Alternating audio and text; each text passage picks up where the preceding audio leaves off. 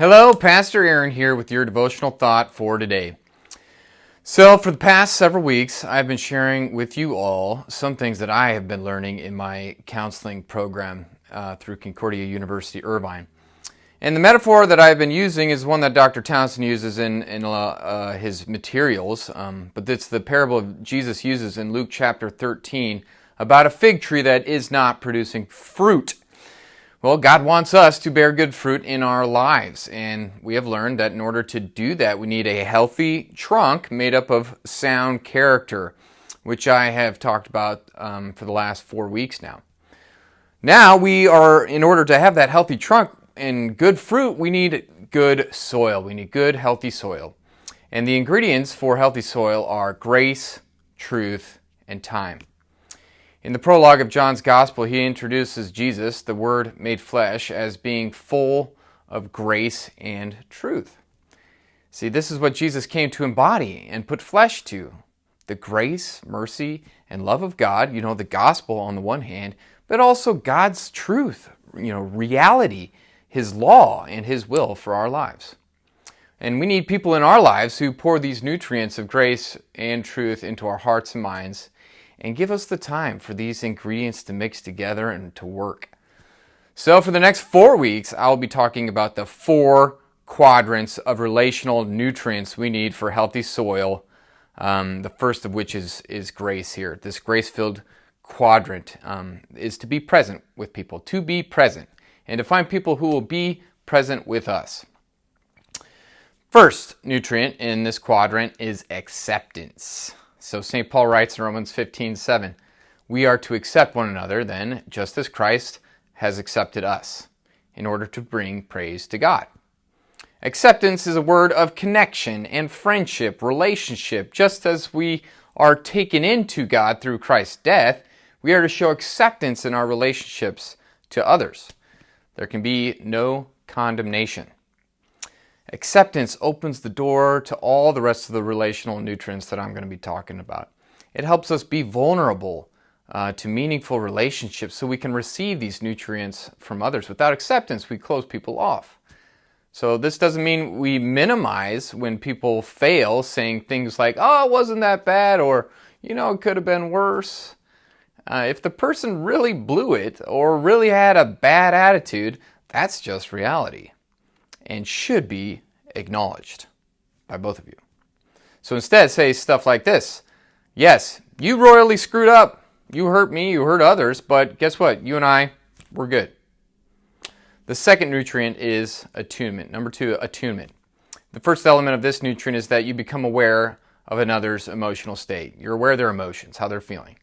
So you have to be paying attention here, right? You have to be paying attention to other people. Number 2 in this nutrient is you respond to the other person in an empathic way.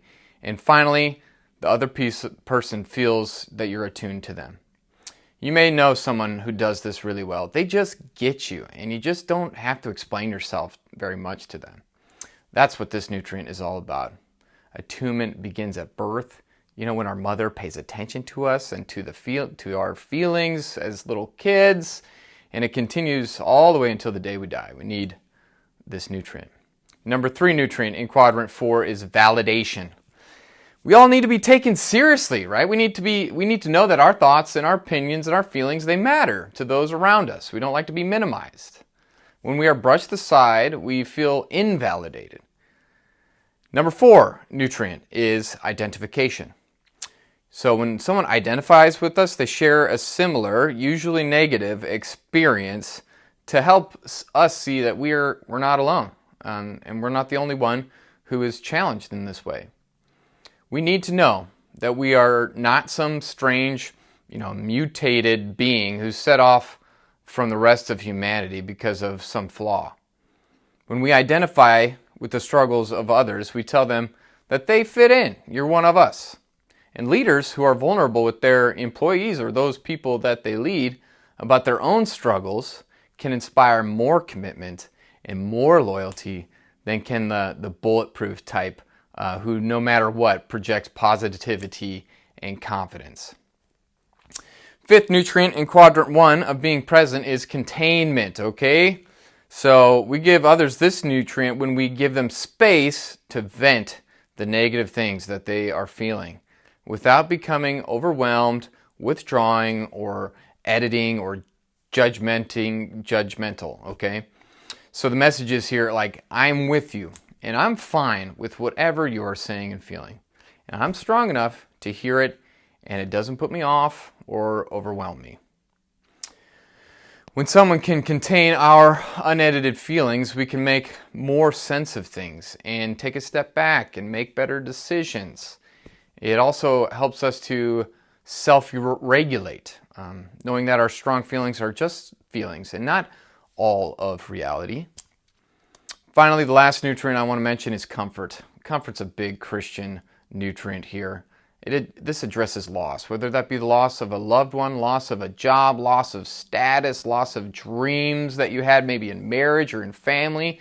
Maybe it's a loss of a team that dissolves, or a loss of a friendship. And if you know someone experiencing loss, I encourage you to try to get with them in a one-to-one situation.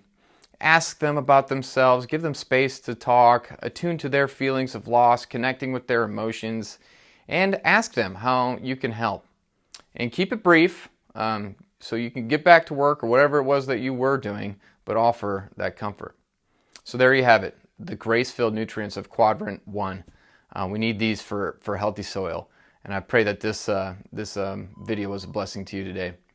Thanks for listening. May God bless your day.